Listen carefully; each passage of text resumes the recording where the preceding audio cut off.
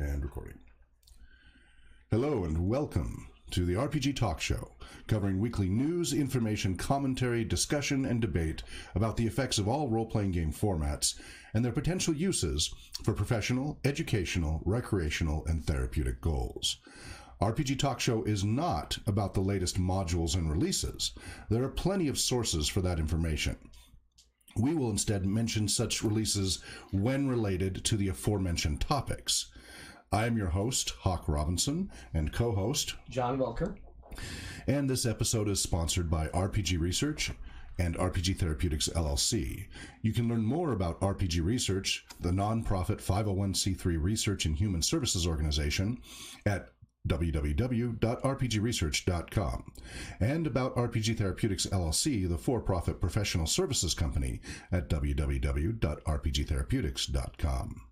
And for the RPG Talk Show, our website is www.rpgtalkshow.com. And you can chat with us now when we're live in our Twitch channel at twitch.tv/RPG Research, or tweet us at RPG Talk Show.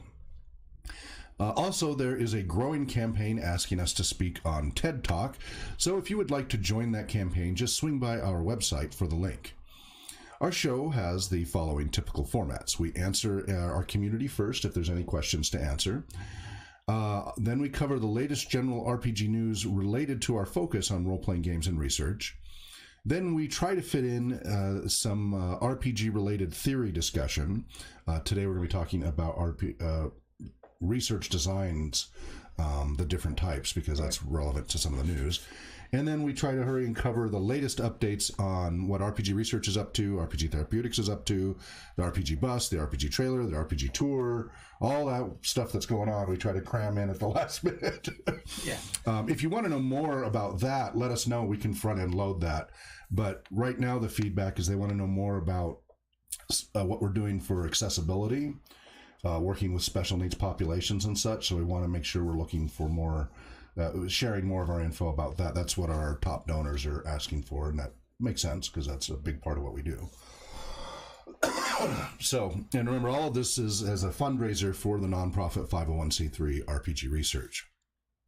So let's go ahead and start with comments and feedback from our community, slowly growing.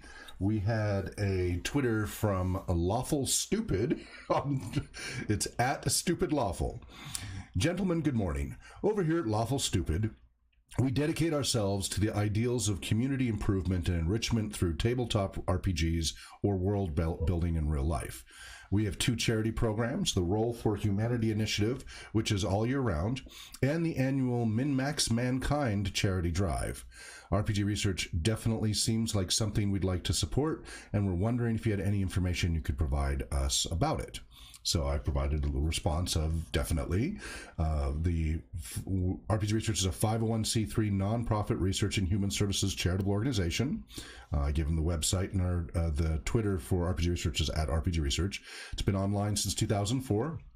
We draw from music and recreation therapy, neuroscience, research psychology, and therapeutic recreation disciplines. And I've been researching, I'm the founder of RPG Research, and I've been researching these topics since 1983. You and I have both been gaming since the 70s.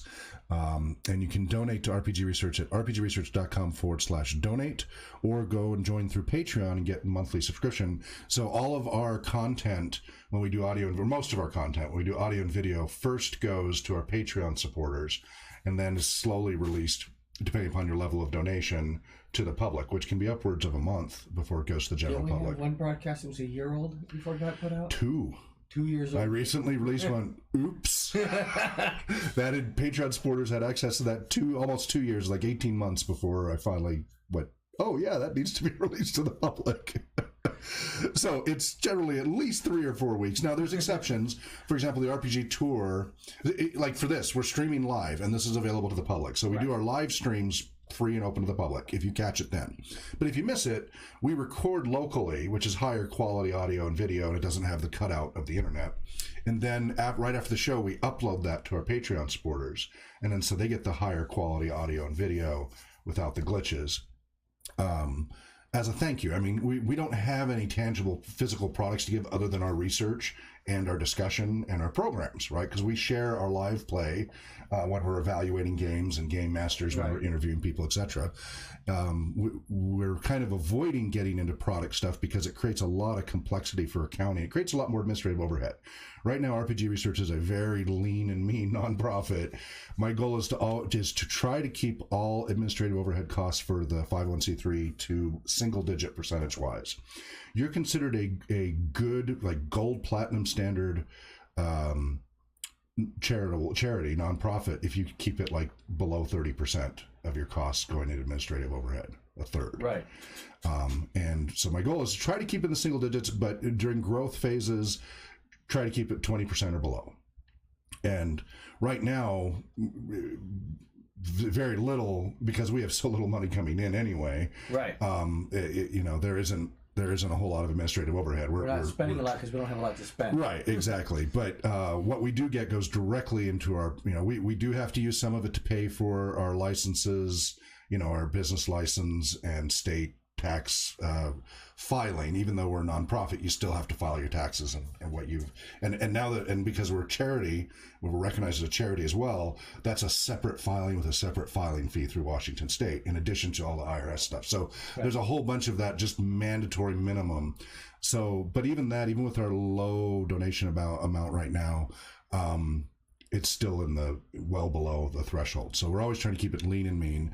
And that is, part of the charter is always keep it a very, the money goes to the research and the community programs, to directly help improve people's quality of life. We're, very important. None of us are paid as volunteers. The state's been really hammering on me about that. They don't believe it. They're like, you can't be running an organization this size, because we got 17 volunteers now.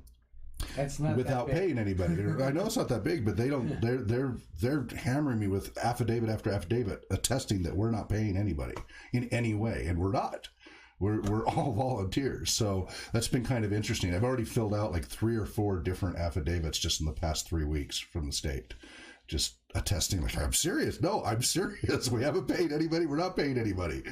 And they just don't, because they want their B&O. Because there isn't income tax in Washington State, but the way they get it through businesses is through their B&O, business and occupation, and then through a lot of other things, they get a lot of fees the moment you try to have an employee of any kind. And so that's how they kind of work around, and they're not happy that we're that lean and mean, I guess. I don't know. So there's even more mail waiting for me this week. I got to go pick up from them. We're doing fine. We're not in any trouble. They just rather... It's just unusual. It's unusual, apparently. So... but you can support us directly so we can grow our research programs and our community programs by going directly, if you want, on a monthly subscription to patreon.com/RPG Research. And also, that gives you bonus hero points for our Twitch Sunday show, our Real Play AD&D campaign. You get a bunch of bonus points. You can check that out at mistheroes.com. So thank you, Lawful Stupid. I hope to hear more from you there. And... let's see. Another one is from RPG League, so at League RPG. Okay. And they said, thanks for following or promote all things tabletop RPGs. So if you would like for us to promote you, please send us a message. And then they give the email address. And I said yes. And so I let them know about our talk show and RPG research, etc. And they appreciated the response, but we're keeping people in the loop here that we're having this communication. Now, I've also got a bunch of notifications from Twitter, but I haven't had a chance to go through them. So, John, if you want to go ahead and start with the news, and I'll let you know if I see anything there of note, and I'll be checking email as well. Like we said before, we don't go for the latest books and modules, but I am going to talk about some books that are coming out that are related to role-playing games. They are not modules. They're not game systems. But they have to do with our research and there's overlap, of course. Yeah. In fact, everything I'm going to be talking about today in the news today is related to research. The name of the book is Performing Fantasy and Reality in Contemporary Culture. It's first edition by Anastasia Serenginia. This is through Routledge Advances in Sociology series. And it is going for $140 in hardback form, because this is a text research book. It's not a popular book like novels and things like that. They're not going to go for lower prices. Right. The summary is, we frequently engage with that which we can consciously perceive not to be real. Yet fantasy, despite its pervasive presence and strong role in everyday life, through its connection to identities, communities, desires, and meanings, has yet to be properly defined and researched. This book examines fantasy from a performance theory perspective, drawing on multidisciplinary literature. It presents ethnographic and art. Ethnographic? That's okay. Is it? Ethno. Yeah. ETHNO. Yeah, ethnographic, yep. And art-based research on live-action role-playing games to explore fantasy as boldly and negotiated phenomenon that involves various kinds of engagement with one's surroundings. Overall, this book is a study of various forms and roles that fantasy can take as part of contemporary Western culture. The study suggests that fantasy emerges as different type of interpretation of normalized performance and life. The book will appeal to scholars of sociology, cultural and media studies, literature, and performance studies. And it is currently published on August 16th. So Okay. it is brand new. Yeah. I've had a little bit of conversation with Savage Mojo folks, and apparently they're going through a major reorg right now. So I should let everybody know, because there's a lot of people waiting for email responses from me. Right, yes. So the previous week, not this week, but the week before, I finally got fed up with Parrot OS being GNOME-based, and I think I've already ranted about that. And but I found out that KDE 3.5 was, as a user interface, I'm talking tech here, I know, has been revived under the Trinity desktop environment, or TDE. And I stuck that on top of a new Debian. So anyway, I had to back up my laptop, wipe everything, install fresh. And that takes a long time because I have a lot of documents and a lot of email. My email alone is 6.5 gigabytes, just email. Right. My documents are upwards of 0.5 terabyte just on my laptop alone. Takes a while to back up, takes a while to restore. So I went through all that last week, and of course, new operating system install and dealing with laptop hardware, drivers, etc. And then getting my email up and running. And the previous interface had really been impacting my productivity because it wasn't, just a lot of stuff didn't work as I'd liked it. This newer one, I'm much happier. It's retro, but it's so much more efficient. And it's without all the flashy whistles and bells, and it's very much power user friendly, which is what I am. So I had to still set up filters to sort out 17,000 emails, right? That's the emails that weren't sorted. I still had many, many, many more already sorted. Right. I had to create new filters to sort out 17,000 emails. So I got those sorted out. That took forever. That still left me with 2,000 more emails that really didn't need filters. I need to go through manually, either delete or drag and drop to specific, because I put everything in subfolders to keep track. The goal is to get my inbox cleared out so I can catch up. So I still have that 2,000. Including spam. Well, spam, a lot of it gets filtered out. I still have to go back through my spam folder because sometimes legitimate email gets lost in the spam. Right. And that takes a while. I'm not even at that stage. I'm just looking at the stuff that's in my inbox that hasn't gotten tagged as spam. So I still have 2,000 I got to through manually. And then before I'm done with that, I still have currently 600 plus emails waiting for replies just from the last 3-4 weeks. So some of them are going back a few weeks, and I'm sorry for that. But I have over 600 emails to reply to right now. You need your assistant. I need an administrative assistant. Oh my goodness. But we're but so part of the backlog is we also have over 20 applicants lined up. Some of them are administrative assistants, some are game masters, some are researchers, etc. And I'm backlogged on that. Again, this is why I held off on the laptop wipe, but I was just reaching a critical failure point. So I've fallen behind, but I'm now starting to catch up.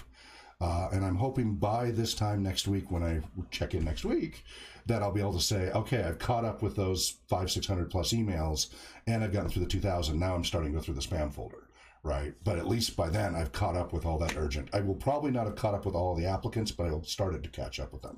So for those of you who are waiting for email responses, my apologies. Normally I'm very responsive. I get things back within, a day or two. And I apologize for that because there's just a lot going on simultaneously between RPG Therapeutics, RPG Research, the RPG Tour, RPG Bus, the RPG Trailer, Twitch, everything. If somebody needs to get to you something urgent, is like Twitter the best way to try to get something to you urgently? Probably or should they send it to me and then I can... that would work too. Discord is one way. We're on Discord. Normally email is the best way. Normally it's email. I just have fallen too far behind. Really, texting my phone is probably if it's urgent, text. You can. So we have separate phone numbers for each company, separate for myself. So RPG Research has a U.S. toll-free number of 833 RPG Info, and then my extension is 710. Now that doesn't take text. That's voice only and faxes. For RPG Therapeutics, for my company, it's 833 RPG Pros, PROS, and same extension 710. It's two different setups, but I'm figuring to keep the same extension so I could remember between them. But if you want to text me directly, you can do so on my cell phone. It's area code 509-481-5437. So if it's urgent, feel free. I've been setting up some of the response forms to have a flag that says how urgent it is when they go through the website. Do I need this answer right now, or just as soon as possible, or this can wait? Things like that. So, I'm getting caught up. So my apologies for all of you who are waiting, but I am getting caught up, and my efficiency is going way back up now that I'm on a better interface. It's not fully dialed in yet, but it's still so much better than it was. I freaking hate GNOME. It's that Mac user interface that's just dumbed down and so not productive and so not for a power user. There were a lot of research studies about those types of interfaces and how inefficient they are compared to other types of interfaces. So Speaking of research, yes. What was your response to the Performance Fantasy Reality Contemporary? I think you were about to start something, but then you went into how backed up you are on your emails. You were discussing with some group. Start with an M. Well, I was just talking about Savage Mojo. Savage Mojo, yeah. And I was just saying that I just mentioned that I had gone through my emails and was catching up with conversation threads from as far back as 2015. And that included Savage Mojo and Pinnacle and a bunch of others. And so I was just pinging them hello, and they've responded saying, we'd love to dialogue more, but we are going through a major company reorg right now, so everything's all hands on deck for that. So that's an interesting little scoop. That's a scoop. You heard it here first, if you were listening. Okay. Why they're going to reorg, I don't know, but that's it's necessary from time to time. All right. Another Routledge book, Routledge Advances in Game Studies, has a book. Let's see, when's it published? This is by Ashley M.L. Brown. And which one are you going for? This is next, Sexuality in Role-Playing Games. Okay. Hardcover, March 11, 2015. So this one's been out for a little while. It's not something I look for, so this one I did not know about until today.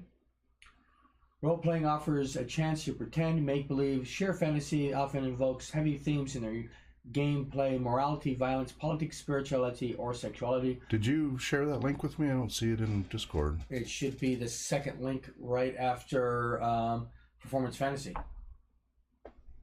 Okay, keep going. Sorry, I'm just looking for it. Although interesting moral debates perennially appear in the media and academia concerning the appropriateness of games' ability to deal with such adult concepts, very little is known about the interaction between games, playfulness, and sexuality, which might mean for players. The book offers an in-depth ethnographic look into the phenomenon of erotic role play through the experience of players in multiplayer and tabletop role-playing games. Brown explores why participants engage in erotic role play, discusses the rules involved in erotic role play, and uncovers what playing with sexuality in ludic environments means for players, their partners, and their everyday lives. Taken together, this book provides a rich, nuanced, and detailed account of a provocative topic. It's something that's not discussed very often. I mean, except in the context of the pervy DM, right? Right, when people aren't really wanting that kind of interaction. This is definitely something for mature audiences only. Right. There were a couple role-playing games that did directly deal with these type of topics. Yep. Or supplements. Correct. Yeah. But it's definitely not a discussion. It does come up in gameplay. It does. Even the pugs, I occasionally see topics where people talk about at least gender identity. Yep. And things like that. And if you look at, like, we love to use the Gamers 2 Darkness Rising as a training video because it covers so many. Matt Vancil, who wrote it, coming from a gaming background, included so many different things that we can watch the exact same 5-minute clip. And we can watch it from the perspective of Tuckman's group dynamics. Then we go back and watch the exact same clip looking at player archetypes. Then we can go back through and look at it from game master, interaction. Then we can go back through and look through it for flow state and immersion. Then we go back through it. I mean, you can look at the sexuality because the guy put 20 ranks in seduction for his bard, and is constantly perving throughout, even before the game starts. He and another player are having their characters have sex and such. It's a thing. I mean, some groups are not mature about it. Some it's just teenage kids, exploring these concepts, and it's a fairly safe place to do it. But you got to make sure that the people with you are okay with it. You got to be careful with these. Sex, religion, and politics. You need to have consensual audience. Where the session 0 comes into play, where you discuss what your boundaries are. And X cards, stuff like that. Fades and lines, X cards, thank you, evil markers. Fades and lines. The only problem with fades and lines is that you have to really discuss what the topics are ahead of time. Right. While the X card, I don't have to bring up the topic that bothers me until it happens. Right. Yeah. And it is better if you kind of have. So we have, for example, a GM and Gamers Code of Conduct. And it's several pages long, but it spells out what is expected, not expected, what's allowed, what's not allowed, what age group we're dealing with for that particular group. So we have a different code of conduct for our broadcasts versus a private game. Versus a pickup game. They all have different codes of conduct because it's a little bit different setting. And then we have we don't usually hand these out to the kids, at the community center and such, but we have it as a rule for ourselves that we train our volunteers to use. And then we let the players know as quickly as possible. Hey, we always tell them up front, this is a heroic campaign.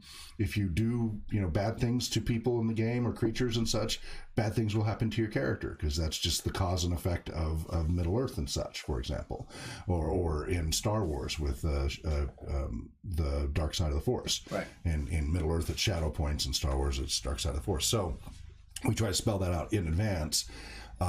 Without getting too philosophical about what's good and evil and relative moralism and all of that. So that's interesting. That at least sounds like an interesting discussion, that particular book. That may be worth.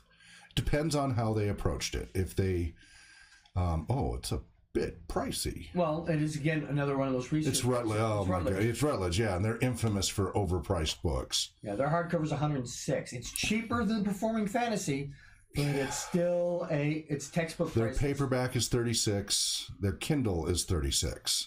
That is just extortion. Yeah. Oh my gosh, what is it with Kindle price Routledge? should not be anywhere near what their paperback is. Yeah. Because, so I've got my own, RPGpublishers.com. Right. And to even just publishing in small batches is more expensive than large batches. But that's extortion. I know what it costs to publish like a nice quality 8x10 hardcover professional book.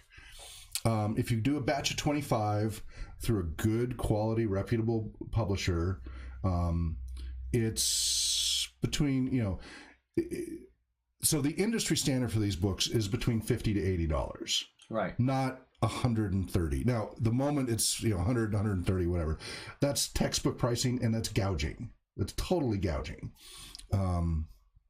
Yeah, that's really unfortunate. Our hardcovers are 50. That's I know. Yeah. Our hardcovers are 50 to 80. for the hardcovers for the limited run. If we do larger batches, we can do them cheaper. The soft covers are about half that, and then we release the ebook versions later, down in the $10 to $20 range. Mm-hmm. That's much more reasonable. It's industry standards. It's what the market will bear. It's not gouging. It doesn't make us a lot of money, but it at least makes up the cost with a little extra to do future work. As long as you reinvest it back. So I don't know. Yeah, Routledge has a reputation for being obnoxious about that. That's unfortunate because I don't know. I may still get it anyway, just because as a researcher, I kind of have to pay these ridiculous prices sometimes. Right. Some of the textbooks I've gotten are $300-400. It's outrageous, and that's used.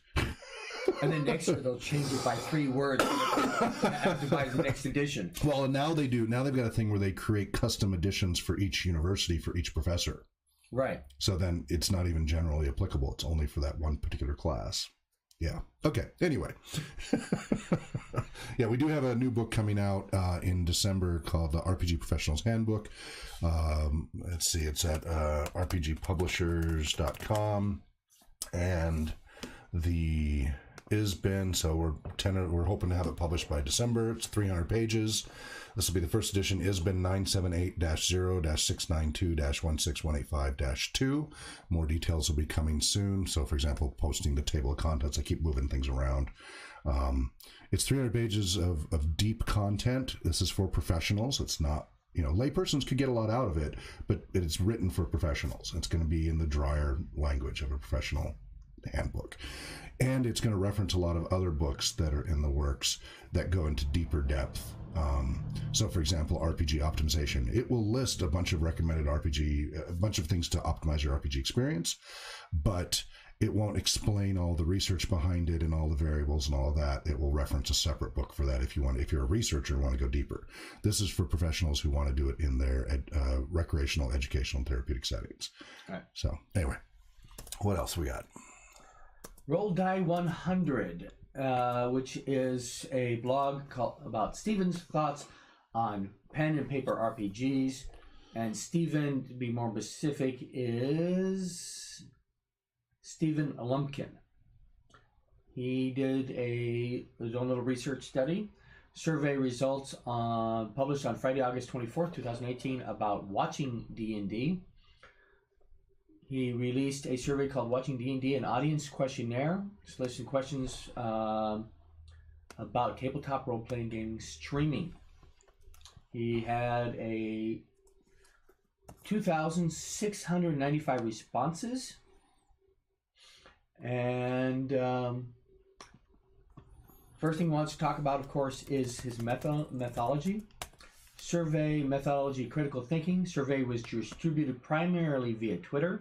It also got a little traction over on Reddit, but not much. There are wide swaths of fandom were probably missed by the survey. The respondents were self-selecting. Only people who wanted to responded. It wasn't a random sample or anything like that. I expect the survey represents opinions of core viewers and highly engaged tabletop role-playing game players. Watchers, not players. This is inherently a survey about what people report, what they think and feel, which unfortunately is not always exactly the same as what people actually do think and feel. People say things like, for example, that they don't care if your breaks run long, but viewers' numbers can tell a pretty clear contrary story for your stream. Mm-hmm. All that said, let's take a look at the survey. Results he expected. How important each of the show's technical elements are to your ends. Show audio quality, camera quality, having a visual map, or virtual tabletop. The most important thing was show audio quality. Yeah, because a lot of people just listen as podcasts and such. Right. He even mentioned the Blue Yeti microphone with an arm and pop filter, $150. Not meant as a product placement, I don't think, but that's just giving an example right. of the things that people should invest into if they want to have a good quality sounding. Right.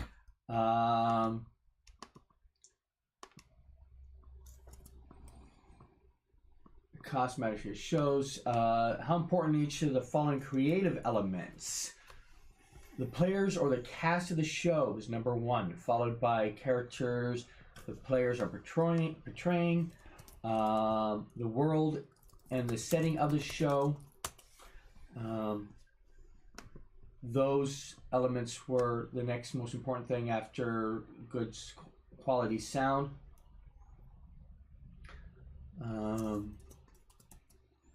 Fun interactions. There were deeper in there. They'll talk about things that were negatives towards the show. The results, it surprised him. People prefer to watch the show, but specifically people prefer to watch the show on YouTube, VOD, and they prefer to watch the show rather than listening to it in the background. Really? Yeah. So the numbers... That is surprising. Well, then that supports us doing our real... Because our Twitch show, we try to have the real-time artists. Right. And we've got the battle mat overlay. And again, we're trying to stay away from the digital side. We want to represent as close to as possible the actual analog experience. So we don't use things like Fantasy Grounds and Roll20 and things like that. Right. We actually roll them on the table and let people kind of see what it would be like if you were playing in your kitchen or something. That was one of the things he mentioned a little bit later in the article, was that he was surprised that people weren't as concerned with, as far as the survey was concerned, with like being able to see the die rolls. Okay. But that was one of the number one complaints in the forums, was not being able to see the die rolls. Interesting. So the surveys and what people say. So again, you have self-selecting, right? And that is a research design problem. Consideration. It's sometimes it's unavoidable with your resources available. We're going to talk about that later, about the 12 major types of research designs and kind of the pros and cons of them. That's our theory section today. 68.8% watched it on YouTube and video on demand. Interesting. The lowest number was Twitch live streams. Yeah, I'm really not surprised about that, because it's mostly video gamers on Twitch, and there's a subculture on Twitch that is video gamer-esque and different than a tabletop players. That being said, you've got a few key shows. That's why we do both. We can't stream simultaneously because Twitch will kick you off if you do. Right. But we immediately upload to YouTube and then make that to our Patreon supporters, and then those become public to the general public later on YouTube. And Twitch recently enabled auto-archiving to your YouTube channel. Oh, I just noticed that. I was setting up... so we're now... hosting a few other channels like Zombie Orpheus Entertainment, because they're now hosting us, right? When we're not streaming, somebody else's channel runs on our channel. This helps build audience. Okay. Both directions. So Zombie Orpheus Entertainment's added us to the list. We added them to the list. So as I was setting that up, I stumbled across a setting that Twitch is, I don't know when they added it, but it's new to me, that you can have after you broadcast, they automatically can be moved to your YouTube channel. I don't know if I've successfully set every part of that up, but I clicked the checkbox, so we will see what happens. I've noticed this, but those are lower quality than our locally recorded uploads. With all the different platforms out there, how they're all becoming interconnected. Oh yeah. Where you almost, if you set up one, so for example, at my Instagram, automatically wants to go through my Facebook, through my everything. Sure. And yep. It makes it difficult if you're trying to have more than one account. Yeah, can be a challenge. Yeah, I would know anything about that. Relatively few people find chat a frustrating or neutral part of the experience. 8.1% who don't participate at all. 4.2% who participate little, and 0.8% who actively participate. But 47.2% of respondents either hide chat, 28.9%, or watch on a chat-free platform, 18.3%. Really? Interesting. Yeah, almost half the people don't even bother with chat at all. Now again, self-selective, so but it's still interesting because it's possible that the self-selection are the people who are more engaged. That's a possibility. Right. We can't know that, but we can conjecture that that's a possibility, that they took the time to fill out the survey are potentially the people who are more engaged audience members. Right, because they took the time. Right. More passive audience members are less likely to fill out the form. So, and you're kind of, you want the passive people, you want to know what the passive people are doing, but they're kind of hard to find. So finding out what your active viewers do is of value. So even though it may not have been a random selection, it may be useful data as far as your more dedicated, more active viewers. You want to know what they like. That's how I would see it. And he says he's a Twitch streamer and was very surprised by those numbers. Interesting. He goes, wait, what? People prefer to watch the show visually over listen, but say that it's not important to have visible dice roll results? For how often we get complaints about lack of visible dice rolls in chat, this one surprised me. I suspect he might have fallen prey to the self-reporting bias, but it's an interesting result. Yes, and yeah, that's one of the many potential issues with that format, that research design format. Okay, what else? 10 people, 10, that's 10 people out of 2,695%, or 0.4% of the respondents said they prefer the show content to be pre-created adventures. No, I meant let's go to the next article. Okay. Well, there's plenty about that. I know. So yeah, you can for more details, you can check out the article. We'll have the links to this on RPG Talk Show. Well, first we'll give them to our Patreon supporters, and we'll have it on RPG Talk Show and .com.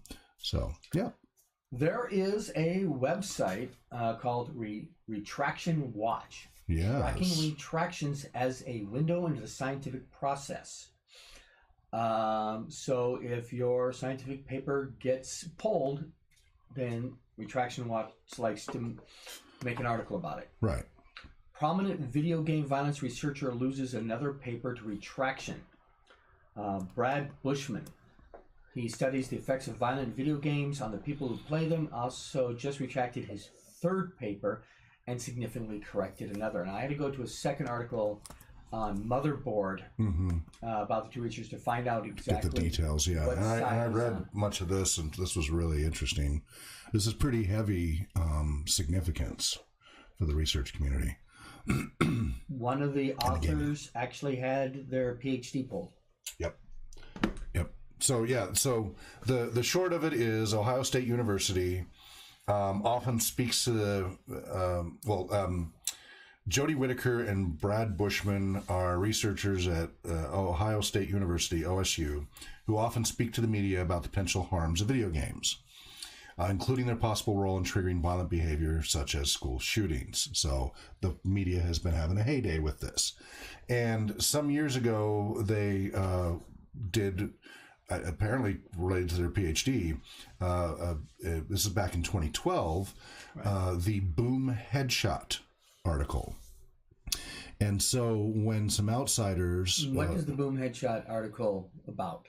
That apparently it claims that the skill sets you learn in the game and the violence will make you a better sharpshooter and more likely to go out and commit harm with a gun. Which, as a military person, I can tell you there's no correlation between not these games. There are military games that do that. Oh, sure. There are military simulators that do, but not the games we're talking about here. Yeah.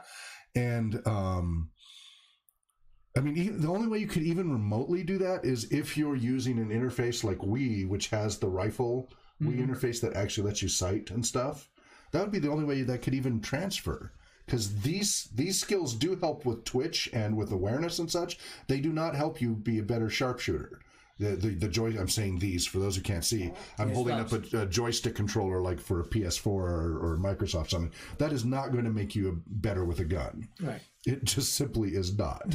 I did use an Army simulator. Right. Yeah, an Army simulator is a different story, but even that's limited. It's more about situational awareness and self-control, isn't it? Isn't that much more what it helps you with than actual accuracy? Because they put you on the range for your accuracy. Well, the one that I was doing, this because we couldn't use the range, was designed to do your accuracy. Okay. It's a little more advanced than the dime trick, which you put on the your sight, and you have to squeeze the trigger so that the dime doesn't fall off. But it also deals with the recoil. Okay. So it has recoil in the simulator, right? If you don't have the recoil, you're totally. Oh yeah, no kidding, It's no better than learning how even to quote unquote recoilless rifles have recoil. It's just not ripping your shoulder off recoil. Exactly. For higher caliber guns, they've reduced the recoil to something reasonable. Well, I did have a 90mm recoilless rifle, and it recoilless only in this case meant that the recoil went over your shoulder and not into it. Yeah. But still. Yeah. Now, why don't you give everybody your quick military background since you are a veteran? All right. 21 years in the Army.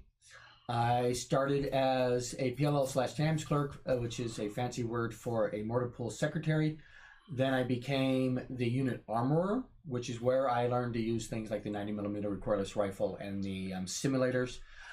Then I became a combat medic and then a nurse, and I did use role-playing games as a training element to train people in squad tactics and things like that. You couldn't just say, I'm going to perform a heal check. You had to tell me exactly what you were doing to deal with the wound at hand. Oh, okay, cool. And you were in Gulf War... The first Gulf War. Gulf War 1, okay. Second Gulf War, they punished me and sent me to Jersey. And Gulf War 1, you actually did, you were out on the field, right? Yeah. I was combat medic with the 4th of the 18th Mechanized Infantry out of Gelhausen, Germany. We're one of the teams that made the breach through the barriers and got ourselves to where we could actually see Baghdad just before they called the war off. Okay, cool. All right, so we've had a couple people asking if we either worked with veterans or had any veterans on our team, and so I wanted to make sure that they knew indeed that yes, we do. And I think Brad is too, right? He's younger, but yes, I think he's also a vet. And I don't know how many else on our team currently is. I can't remember. William is military experience, Bill but is, no combat. Oh, right. Yeah, he didn't. Yeah. He was never deployed. Right, so. right. Some Okay. people get lucky. So anyway, the short of it is they're claiming that they say that the powerful potential of video games to teach or increase skills, including potentially lethal weapon use. So Malte, M-A-L-T-E, Elson, and Patrick Markey read it and were really suspicious about that claim. And Markey is a researcher who's argued against real-life impacts from violent video games, and there's a link to his arguments. Noticed some statistical irregularities when they got the raw data, discovered other issues that once addressed, significantly weakened the conclusions of Bushman and co-authors. So much so that in 2015, they contacted OSU, and later they contacted OSU, and OSU finally in 2015 determined the study was problematic and initiated a misconduct probe into the first author, Whitaker. In December 2016, though, while this was undergoing, so meanwhile, Elson and Markey are spreading the word, hey, we've questioned this. So 2015, right. We're now December 2016. We're a year and a half, 2 years later. They're still waiting to hear back from OSU. So during the interim, they've been spreading the word on the internet, like, hey, don't believe this article, don't believe this research. There's statistical issues. We have complained to OSU, and we're waiting to hear back from them. And there's a lot of damage that can be done in that short period of time. Yeah. Oh, yeah. And the press jumped on it. It was all over the Twitter sphere and everywhere else, Facebook, etc., the mainstream news. Everybody was jumping on it. So OSU then went after Elson and Markey for breaching confidentiality during an active investigation. And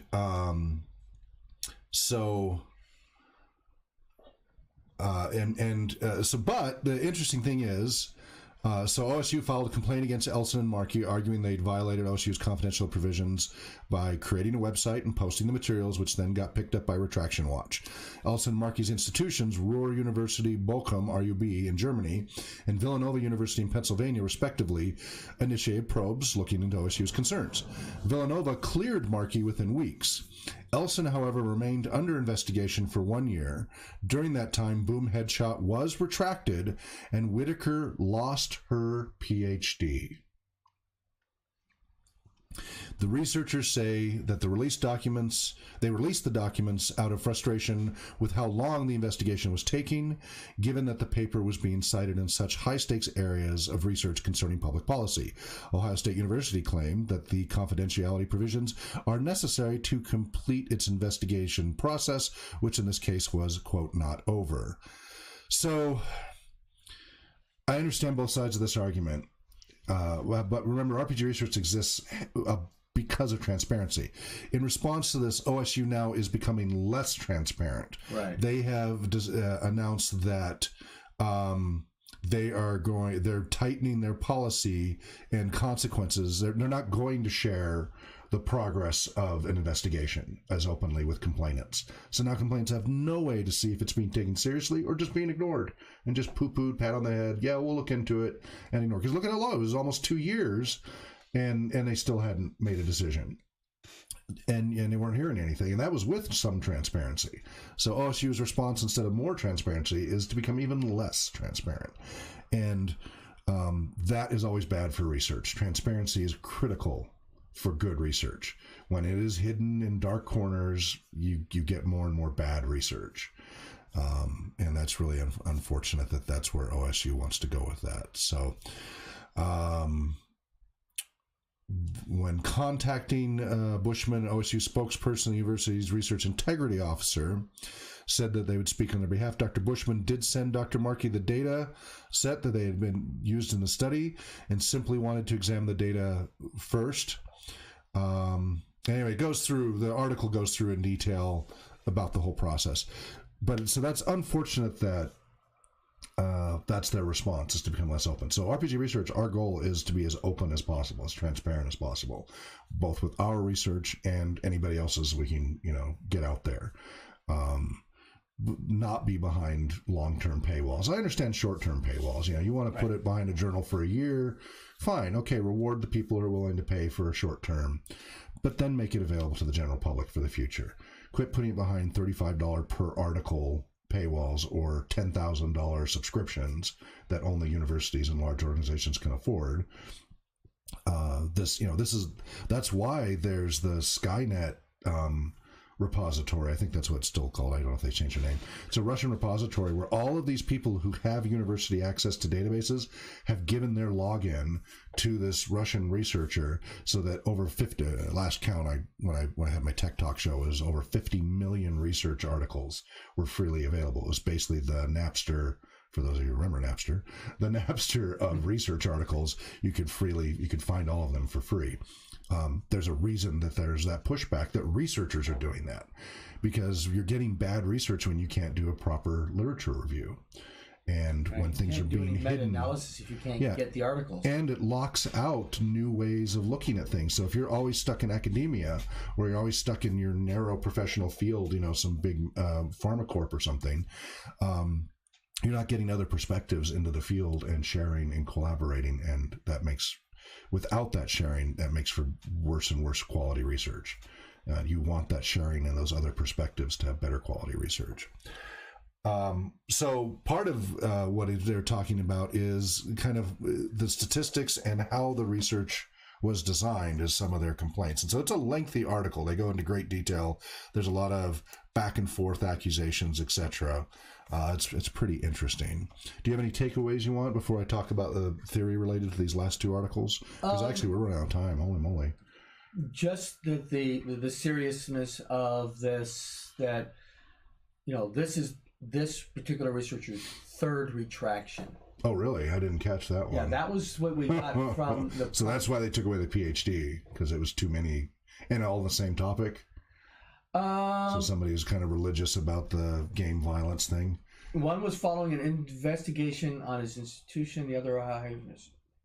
Well, anyway, but it's not the first time they've been running into these troubles. So I wanted to cover the 12 major types of research design, but we're pretty much, there's no way I'm gonna be able to cover all of those. So I think 5 minutes. I was thinking about doing it for Monday's lecture, our theory, because Monday is another theory day. Sure. Because we already did. I was going to go deeper on Tuckman. Well, crap. I got to finish Tuckman. So for Thursday, we'd started going into Tuckman's forming, storming, norming, performing for part one. I was going to do part two Monday. And we don't have enough time to do it for this show. But I was going to cover all the different research designs. So maybe we'll have to do that for next week's show. Let's set aside more time to talk about those major types. We'll make next week a deep dive. The very short versions would be action research design, case study, causal, cohort, cross-sectional. Today's September, right? Today is September 1st, 2018. So next week will be the 2nd September? Yeah, 2nd September, second Saturday. Oh, it's our community one. Correct. Great. Descriptive design, experimental design, exploratory design, historical design, longitudinal, meta-analysis, which we did talk about before because we were talking about Tuckman, observational. So those are the standard ones. And there's a lot of subsets and others, but I think it's important for people to kind of understanding. So, well, I don't know when I'll fit it in somewhere. Maybe I'll have to just do a separate lecture. Just do like I did on flow state or something. Just talk about those 12 and the pros and cons for different. I think it's valuable to actually have a separate lecture on some of these topics. Oh yeah, well, I've got quite a few. In fact, I recently posted on the RPGresearch.com in my blog a listing of the lectures, panels, and theoretical discussions we've done just the last couple of months. Right. So that is now on rpgresearch.com/blog. It's still a work in progress, but I've got links to either video or audio or text for each, and I'm getting that fleshed out, and I've spread the word. So you can check those out because we've been doing a lot of those. And I don't think people have really been aware, because our Patreon supporters are, because they get access first. Right. But I think the general public hasn't been aware of just how much theory and research and debate and discussion we've been doing. So I'm hoping that will help get the word out more. So yeah, so let's just do a quick status update. We'll have to hold off on the theory discussion for another time. RPG Tour is just around the corner. I'll be hitting the road either September 19th, 20th, or 21st. I'm kind of waiting to hear back from Wizards if they want us to pop by or not. So originally I was planning to leave the 21st, but if they want us to come in a day or two early because of their show schedule, I would try to do so. So it's in that window. Otherwise, 21st by the latest. Right. I'll be hitting at least 8 states. I'll be going from Spokane, Washington, all the way through Washington, down along the coast, and eventually down to San Diego. And then I'll be down there for a few days, up to a week. Then, depending upon finances and how the bus is holding up and everything else, I'll either turn around and head back up through Nevada and Utah and Idaho, or I will jet on over to Tucson, possibly Texas, if people want us to come out there and I can afford to do it. Oklahoma, New Mexico. So we could be upwards of 13, 15 states, depending upon demand. It's really going to depend on what I can afford. So This is the RPG Tour. You can follow. It's the Great Western USA 2018 RPG Tour. And we're going to be taking both the RPG bus and the RPG trailer, which are wheelchair accessible, to raise awareness of role-playing games, accessibility and inclusion considerations for role-playing gamers, and as a fundraiser for RPG research. The website is rpgtour.com. I just got a Twitter account set up at rpgtour. So that's where those kind of real-time posts will happen. And you can check out the map and schedule as it gets updated. I will, even though I hate tracking stuff, I will enable tracking on one of the phones that connects with road trippers, so you can actually follow along where the tour is going. You're not going to get a burner you can throw away at the end of the trip? No. And the goal is to meet as many people. We've talked to a lot of people over the internet. We want to meet in person and raise awareness, because with all that artwork on there, it turns heads. People see the bus and the trailer, it turns heads, it makes them jump on the websites, and more importantly, makes them ask questions about role-playing games, accessibility, inclusiveness, etc. But also, it's a fundraiser. So I'm funding the tour out of my own pocket, which is going to be painful. It's going to be between $2,000 to $5,000 in gas, depending upon how long the trip goes. Ouch. That's just gas. Ouch. It's going to be a rough September, October for me, let me tell you. And that's assuming the engine doesn't blow up or transmission doesn't blow up on the bus. That's what I'm so... I got to be realistic about it. That is my big... I'm really nervous. But all donations will be going to RPG Research to fund more community programs and research for that 501c3. That is the goal. Things have been kind of flat, and I'm concerned about that, so I'm doing everything I can to help turn it around. We want to get RPG Research up to about $1,000 a month so it becomes self-sufficient. Between research and community programs, that would give us one good moderate research study a year with a number of smaller ones, and would let us do 1 or 2 community programs a week. That's another thing the state must have difficulty understanding. The idea that a nonprofit can function on as small of a budget of $1,000 a month. Yeah, and we're running on $100 a month right now. Right. But with most of that going straight into state fees and stuff just to exist, and then whatever's left, either I or the rest of us pocket. We put in, we give directly. We have had a few individual donations, some really generous ones, like Sly Flourish and stuff gave us $1,000 just to help us build some of our gaming kits to help with our community programs. The $1,000 a month would help towards that because we still need more books and miniatures and dice and all that. So that $1,000 a month covers a lot. So that's only $12,000 a year, and we're trying to get up to 50 volunteers by next year, 50. So that's not a lot for us for how much we do. We do an awful lot for a lot of people, but we seem to be kind of, ever since the Patreon kerfuffle in November, December, we haven't been able to turn that around. We get the occasional PayPal, which is great, but we need that monthly so we can budget and plan and do more of these programs like we were doing before. We got to get it back up to, we need to get it up to $1,000 a month. And if we do that, then RPG research will be pretty self-sufficient. Of course, more money means we can do more research and more community programs, etc. But the $1,000 a month would keep us doing a lot. We'd really be able to do 1 or 2 communities a week. And we'd be able to start doing some more of that formal research that we need to do because, for example, just to get an IRB waiver, just a waiver, not IRB oversight, is between $2,000 to $3,000 just for permission. So then we can publish it in a journal. We can self-publish stuff, but it helps if you get it in a journal as well. And again, we look at open journals or journals that become open. We don't go through closed journals. We won't do that. We want all of our stuff to be free and open eventually. So that's our goal, and I'm hoping that this being on the road, talking to press, glad handing, meeting people in person, getting to see this tangible thing of the bus and the trailer, and how and the accessibility considerations, that we can start to get those numbers up and get RPG research to be self-sufficient, stand on its own 2 feet, because it's about time. So that's rpgtour.com. There is a link you can click to fill out a form. So if you see that on the map, we're going to be somewhere near your area, I will gladly, even if it's just one person, will gladly swing on by, gas and parking and schedule permitting. And I've got a lot of buffer in the schedule to stop at your house. Stop at your work, stop at a church parking lot, whatever. Your school. Your school, your university, a Walmart parking lot, whatever, and meet you. And so there's a form now I've got up and running that you can click and fill out and say, meet me, can you meet me here? Right. And then I can put that into the schedule and see if it can work.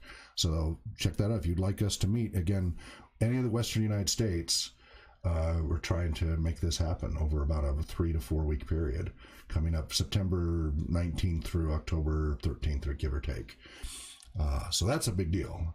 The bus, I just got back yesterday. The springs have all been replaced. Poles, P-O-H-L' Springs, did a wonderful job. It rides so much better now. I still got to go get it aligned again, but hopefully now it'll pass. Really upset with Ulrich's. The Poles found that all of the bushings that Ulrich put in a few months ago, the nuts on there were only finger tight. That could have been catastrophic. Yeah. Now there's cotter pins that hold the king nuts on there, but they were only finger tight. They were not properly tightened for bushings. These are the bushings for my upper and lower control arms. That's really dangerous. So luckily Poles found that and fixed it. I'm not going back to Ulrich's anymore. Everything we've had them do, they've had to redo 3, 4, 5, 6 times, like the exhaust, everything else. Really disappointed because the folks there are nice, and they always honor their work in that if I bring it back, they'll redo it and they don't charge, but they should do it right the first time. And like the air conditioning, at least the air conditioning alone, I'm $1,900 into the air conditioning with them, and it still doesn't work. I've had to go to somebody else because they've just thrown their hands up saying we can't do it. So that's really unfortunate. I'd hoped for a better relationship there. So now we're working with Lloyd's Auto and Washington's Auto Carriage, and hopefully they'll get things taken care of. Anyway, I put a little pole sticker on the back next to Northwest Solar Protection, who did all the sticker work, because Poles did a really good job. The bus was a beast. The springs were rusted on so hard in the back, they couldn't get them off. So they had to use a forklift, lift the bus up in the air, and then use a come-along to yank the rear drive axle off to separate it from the springs. The springs were so rusted on. It's 1984. It's an old bus. So it was the whole job was supposed to take 2 to 3 days. It ended up taking them 5 days. And that was mostly just trying to take it apart. They put in the front springs. They were too tall, so they had to shorten, make some new ones, because this is a foundry. They make the springs. Right. And so they put in some stiffer, shorter ones. We got new shocks. And then the rear leaf springs, in addition to what he'd already said he'd do, which is recondition the existing ones, And replacing the main one, he also added an extra one for extra load. So apparently before it was riding on the overload springs. The old springs were so shot. Right. So now it's not touching the overload springs. And then it has extra capacity to handle trailer.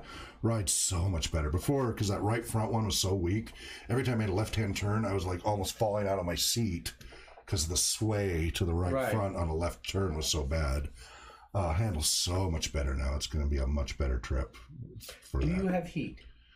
I have heat. Heat is not a problem. Okay. I have lots of heat. You're going through a colder time frame. Yeah, but once I get south of the Bay Area, it's going to be hot the whole time. Right. And I'm going to talk to Lloyd's and say, okay, fine, we can't find that valve to get the front air conditioning work, but the rear one works. Can we fix the leaks that are still happening, just get it to stop leaking? I can live with some air conditioning. I just can't go with none. Right. So that next week, that's when I'm going to be talking to Lloyd's. Like, okay, we can't find the valve, fine, let's cap it off or whatever. Can we at least find the leaks finally and get it to hold so that at least I have rear air conditioning, because that will cool the overall cabin overall. Right. It's a pretty powerful AC. It's not going to be as cool as it would like it to be, but at least I won't die from the heat. I will die without an air conditioner.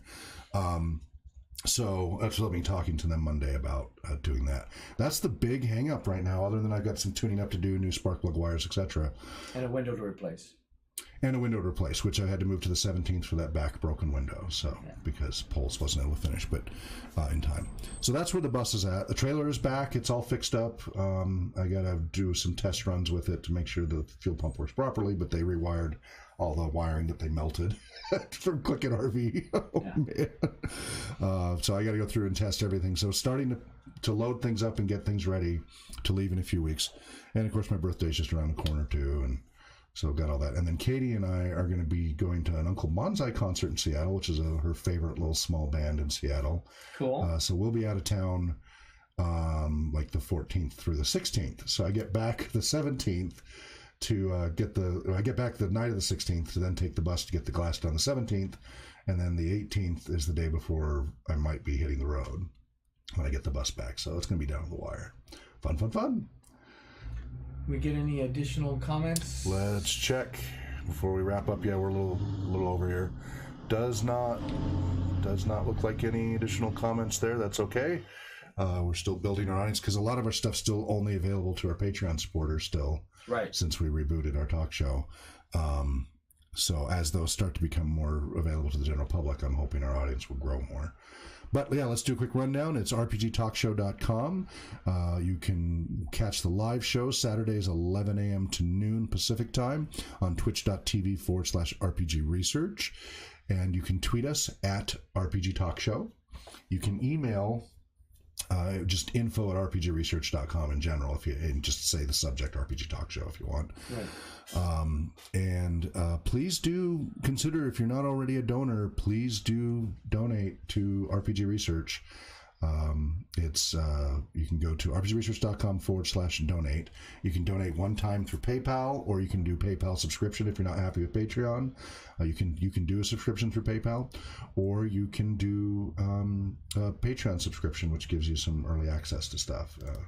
We need to go. Let's get those numbers up. We're at 100 a month, and we're very grateful for that. But let's try to push it up. Let's get to that 1,000 a month. If we can get to 1,000 a month, there's a lot we can do. Now we are having a meeting soon to revamp a lot of the Patreon rewards and goals to see if that will also help. But thanks to our Patreon supporters, we have some feedback as specifically what they want to see more of, which is, for example, special populations and accessibility, which is what we do that all the time. We're always, we were accessibility advocates for Spokon last year, and we have wheelchair accessible bus and wheelchair accessible trailer, and we're all about accessibility.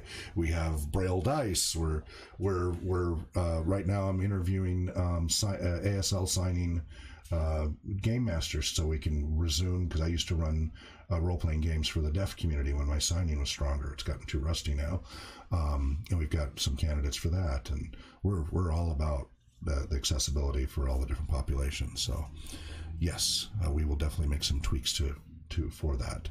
I haven't heard back from the Lilac Center about the vision impaired. I need to follow up with them because they didn't call me back. Anything you want to say before we say goodbye? No, we're pretty good here. Okay. Well, thank you for joining us. Again, we'll be back next week. So I will be on the road, though, the weekend of the 14th, 15th. Boy, we're in a dead-end street. What's with all the cars? There is a... Oh, they're doing their yard sale. That's right. Oh, my goodness. Okay. But anyway, so not next week, but the following week, I won't be here. So we'll probably have to try to do either pre-record a show early or try to do it remotely, or we might have to skip, but I'd rather we not skip. Right. Let's discuss that, but we'll have something. We'll figure something out. And Cartoon show. Thank you for joining us, and wherever you may be well, namarie, and happy gaming. And dream well.